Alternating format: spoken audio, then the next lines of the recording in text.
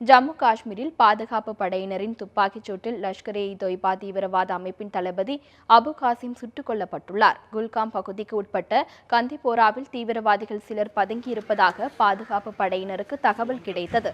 அதன் பேரில் இன்று அதிகாலை பாதுகாப்பு படையினரும் ஜம்மு காஷ்மீர் போலீசாரும் இணைந்து தேடுதல் வேட்டையில் ஈடுபட்டனர்.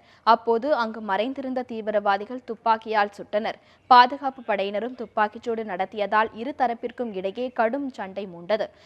இந்த மோதலில் லஷ்கர்-இ-தொய்பா தீவிரவாத அமைப்பின் தளபதி அபு காசிம் கொல்லப்பட்டுள்ளார். பாதுகாப்பு படை வீரர் ஒருவரும் உயிரிழந்ததாக ராணுவ தரப்பில் தெரிவிக்கப்பட்டுள்ளது. சம்பவ பகுதியில் தீவிரவாதிகளை தேடும் பணி முடுக்கிவிடப்பட்டுள்ளது.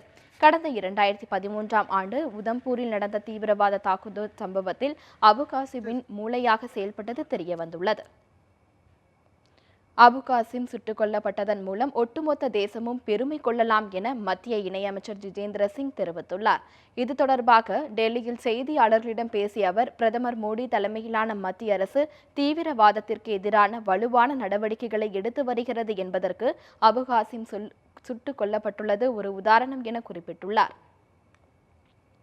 இதனிடையே பந்திப்புரா வனப்பகுதியில் பதுங்கியுள்ள 3 தீவிரவாதிகளுக்கும் பாதுகாப்பு படையினருக்கும் இடையே கடும் துப்பாக்கிச் சண்டை நடந்து வருவதாக தகவல்கள் தெரிவிக்கின்றன. இந்த தாக்குதலில் ஒரு ராணுவ வீரர் உயிரிழந்ததாக தெரிவிக்கப்பட்டுள்ளது.